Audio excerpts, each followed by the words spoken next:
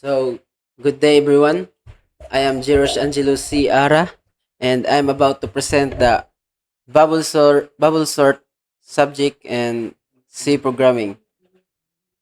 Muna siya ang usa ka basic pero importante nga sorting algorithm sa data structures and algorithms.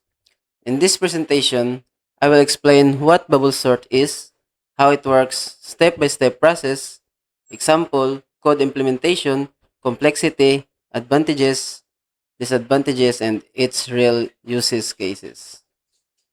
So, what bubble sort is? Bubble sort is a simple comparison-based sorting algorithm that repeatedly steps through the list of elements to be sorted. It compares adjacent elements and swaps them if they are in the wrong order.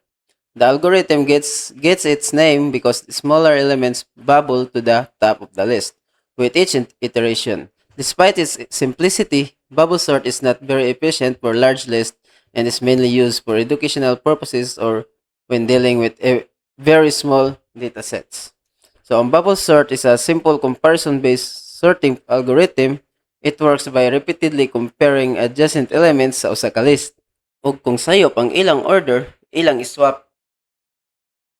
It is very easy to understand and easy to implement, especially for beginners. However, despite its simplicity, bubble sort is not efficient for large datasets.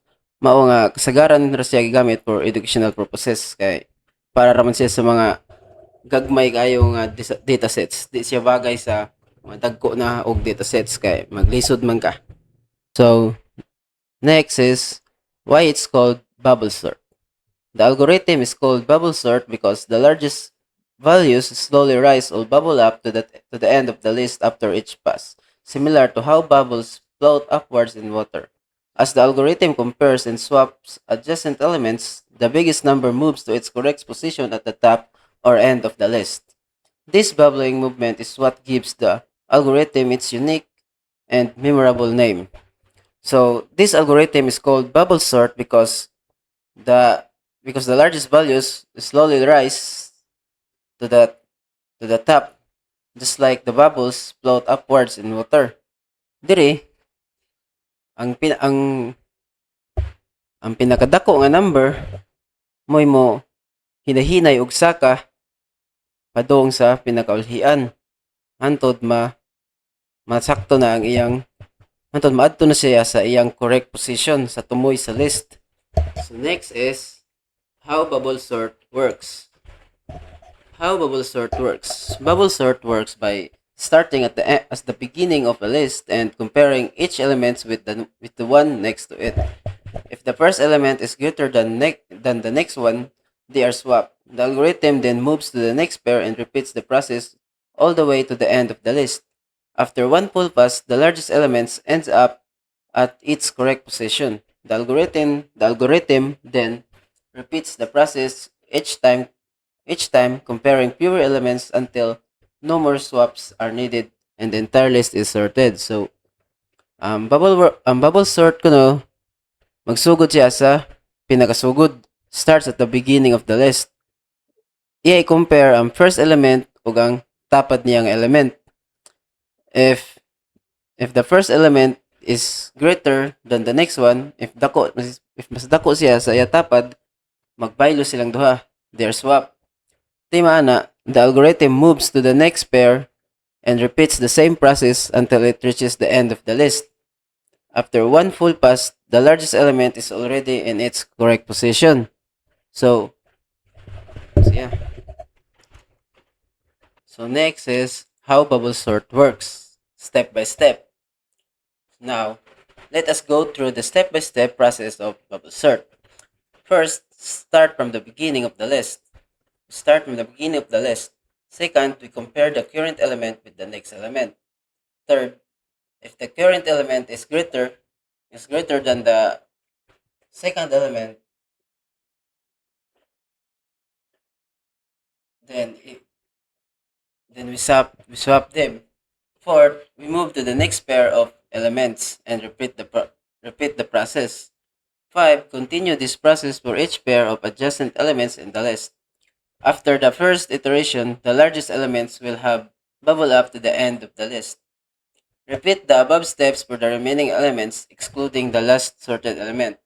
Continue this iteration until no more swaps are needed, indicating that the list is fully sorted. So for example is, ini, natay mga numbers na 5, 1, 4, 2, 8. So base sa atong step by step, sa first nato step is start from the beginning of the list, which is 5 ug 1. Ato kita ng 5 ug 1, i-compare nato silang duha kung mas dako gani ang first element sa iyang tapad, i-swap sila. So mas dako man ang 5 sa 1, mo ni ang gihibuhat, gi-swap sila. So there is a second na to number na natay 1, 5, 4, 2, 8 o sa second list di. Then natima naman ang 1 og sort, di na nato apilon. Move na ta diri sa next element, which is 5 ug 4. And then mas dako man gihapon ng 5 sa 4, gi-swap na sad sila. Ngani na ta sa third, ikatulo nga list, 1, 4, 5, 2, 8. Then mas dako man ang nasa left side, which is ang 5, kaysa sa 2, ato na sad silang i-swap. Antod, maabot na diri sa 1, 4, 2, 5, 8. Ngani nato kitaon ang last two elements, which is ang 5 ug 8. Nya kay ang 5 mas gamay naman siya sa 8, dili na to siya need i-swap. Kaya nakapasunod naman siya daan. Then diri nanatay 1, 4, 2, 5, 8. Then muna na yung first iteration. So sa next, repeat the process. Base sa diri sa step by step. So balik na sa first two elements. So 1 ug 4. So mas gamay man ang 1 kaysa sa 4, di na nato need i-swap. So diri ta sa next sa ikaduha na element ug ikatulo, ang 4 ug 2. Nya kay mas dako man ang 4 kaysa sa 2, mo nang ato sila i-swap. Mahimo na siyang 1, 2, 4, 5, 8. Diri sa 4 ug 5, di naman siya need i-swap kay mas gamay man ang nasa left side sa 4 kaysa sa 5. So no swap needed. Manhin na ta. 1, 2, 4, 5, 8. Nya ang 5 ug 8, di naman siya need i-swap na sad. No swap needed na. Then, manhin na. So diri sa third pass, muna ni ang diri sa 1, 2, 4, 5, 8. Then manhin na ta sa third pass. Iyan na sa kitaon pang last kung wala na ba joy mga need i-swap. So yang i-check ang 1, 2, no need nang i-swap kay una naman ang gamay. Diri sa 2, 4, una na sad ang gamay, na need i-swap. Diri sa 4 ug 5, no need na sad. And 5 ug 8, then muna ni atong full sorted elements. This iteration until no more swaps are needed, indicating that the list is fully sorted. So, muna ni ang fully sorted na list, 1, 2, 4, 5, and 8. So, as you can see, the largest numbers bubble up to the end of the list. So, ang 8 na naman sa daan sa tumoy, hindi na ito mabantayan. Pero ang 5, nasa sa pinakauna, naghinay-hinay siya o bubble ups padong sa pinaka-last or sa tumoy sa list. So, muna siyang itawag na bubble sort. So, move to the next slide. Why is it important? So, while bubble sort is not the most efficient sorting algorithm, especially for larger lists, it serves as a foundational concept for those new to computer science and algorithmic thinking. Its simplicity makes it a great starting point for understanding how sorting algorithm works. Moreover, its in-place sorting capability, it doesn't require additional memory space, can be advantageous in memory constrained environments. So, although bubble sort is not the most efficient sorting algorithm, it is still very important because it helps the beginners to understand the basic idea of sorting algorithm. Dugay lang siya. It is also an in-place sorting algorithm, meaning it does not require additional memory space because of its simplicity, and it is commonly used in teaching and learning algorithm fundamentals. Next is natay flowchart dire. So, bubble sort. Una, magsugod ta sa bubble sort.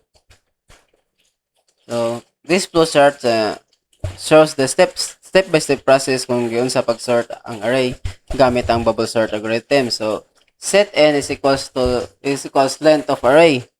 Dinhi, muna yung unang step, giset nato ang n nga mao ang length sa array. Set nato siya kung pila ka elements ang ato masod or ang atong isort. Muna, in short, muna yung size atong array. And then, manita sa una nga decision. Array index j is greater than array index j plus 1. So, i-compare nato ang magkatapat ng elements sa array. I-check nato kung ang array j mas dako kaysa sa array j plus 1. Kung no gani, meaning sakto na ang order sa kining number sa duha. Dili na nato need mag-swap. Meaning di na ta mag-swap, sakto na ang number kining duha. Kini kunuhay kini ang 1 ug 4. Kunuhay. Muna na. So, kung mag-no, di na need i-swap. Sakto na siya. Nag-una na ang gamay. While kung mag-yes, ato i-swap ang array index j and array index j plus 1. Human, mag-increment ta. Bisag no man siya or may-yes, anhigapon ta sa increment. Meaning, mumove ta sa sunod nga pair sa array para i-compare na pod. And then, anhinasad ta sa ikaduha nga decision.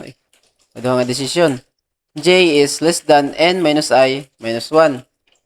Dinhi ato gi-check kung ang j ba kay mas gamay pa sa n minus I minus 1. So kung yes gani, meaning napatay elements nga pwede compare, mubalik tangan sa kini diri nga decision sa una. Pero kung mag-no gani, meaning nahuman na ang 1 full pass, anhin na ta sa clear. So kung mag-yes, balik na sa ta diri anto diri hantod mag-no. Kung mag-no na, ato siya i-clear ang j. J equals 0 na to. Ato i-reset ang j ngadto sa 0. This means magsugod na punta sa unang element sa array. Sunod, mag-increment sa I. Ang I na variable kay nag-represent kung pila na ka-passes ang nahimo. Each pass places one largest elements ngadto sa iyang correct position sa tumoy sa array. Then anin sa ta sa decision na sad nga lain katulo, I is less than n minus 1. Dire ato gi-check kung ang I ba is less than sa n minus 1. If yes gani, meaning napatay need na sad isa-swap nga numbers, mabalik na sad panganhi sa unang decision sa array index j is greater than array index j plus 1. Pero kung no na gani siya, meaning nahuman natin tanan nga passes sa ordered array. So kung no na ang last condition, pasabot, fully sorted na ang array, atong final output kay ordered array. This means ang tanang elements kay naa na sa sakto nga order gikan sa pinagagamay padulong sa pinakadako. So diri ang bubble sort implementation or ang code. So dire nagkuan siya og include stdio aron mogana ang printf na function. And there is a main function nagdeclare siya og array nga pangalan kay r. Sulod niya kay mga number nga 53842. Namo ni ang ato i-sort niya. And then int n is equals to 5. Kining n is equals to 5 mo na ang kadaghanon sa elements sa array. Kay 5 man ka numero ang naa sa R. Then, hita sa int I, j, temp. Kining I kay mo ni ang loop para sa outer or outer loop. Yang J kay para sa inner loop. Ang kining temp kay para sa temporary storage kung mag-swap to og values. Diri ani nato ipamutang ang mga natima na og swap. Then diri na ta sa for loop. Loop for I is equals to 0. I is less than n minus 1. And then I plus plus. Sumuran ni siya n minus 1. Kada tuyok ani niya usa ka pinakadako nga number moadto sa likod. And then ani na ta sa inner loop for j is equals to 0. J is less than n minus I minus 1 j plus plus. So mo ni siya ang mo compare sa tapat nga numbers. N minus I minus 1 kay aron dili ma-appeal ang na-sort na nga number sa likod. And then andin na ta sa if array index j is greater than array index j plus 1, kini na condition kung mas dako ang left kaysa sa right, swap sila. And then one hita sa temp is equals to array index j. Diri ibutang ang value sa array ini and array index j. And then diri sa array index j is equals to array index j plus 1, ibutang ang right value adto sa left na. And then marita sa array index j plus 1 equals temp, ibutang nato ang kining right value ngadto sa ibalik nato ang original nga left value na naa sa temp ngadto sa right. Tima ang swap. And then anhin nata sa print part. So printf sorted array para ma-print ang sorted array nga text, sorted array.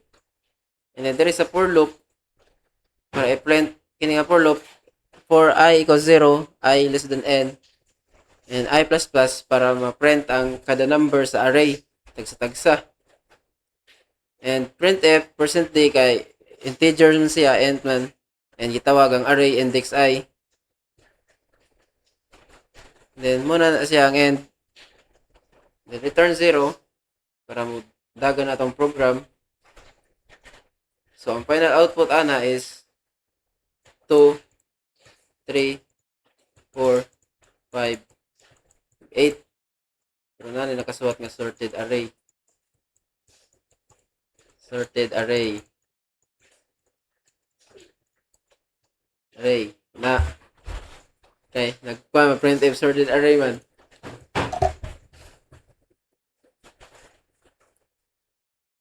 So mo to siya ang code. And next is complexity and performance. The time complexity of bubble sort is 0 n raised to 2, where n is the number of elements in the list. This is because in the worst case, each element needs to be compared and possibly swapped with every other element. Bubble sort is not recommended for large lists as its performance degrades quickly. It has a space complexity of 0, 1 since it only requires a constant amount of additional space for temporary variables. So the time complexity of bubble sort is O n raised to 2 because each element is compared with every other element in the worst case. The space complexity is O 1 since it only uses a constant amount of extra memory. Due to this performance, bubble sort is not recommended for large datasets because it is very slow. It is very slow for large datasets. And next is use cases and examples of bubble sort. Bubble sort is not the most efficient sorting algorithm and is generally not used for sorting large datasets. However, it can still be useful for educational purposes and for sorting small lists where simplicity and ease of implementation are more important than performance.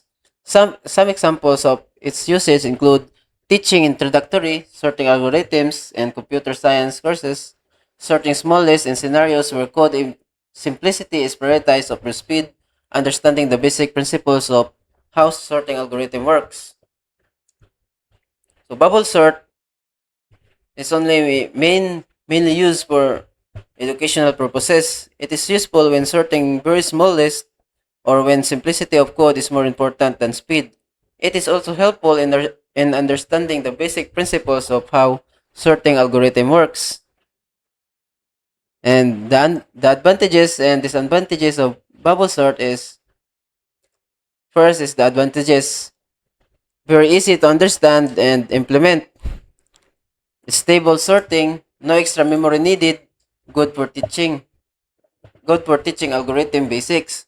While the disadvantages is very slow for large lists, not suitable for real-world large datasets, performs many unnecessary comparisons. Ah, so sama sa og ganina, it is a kining bubble sort kay very slow siya for large list.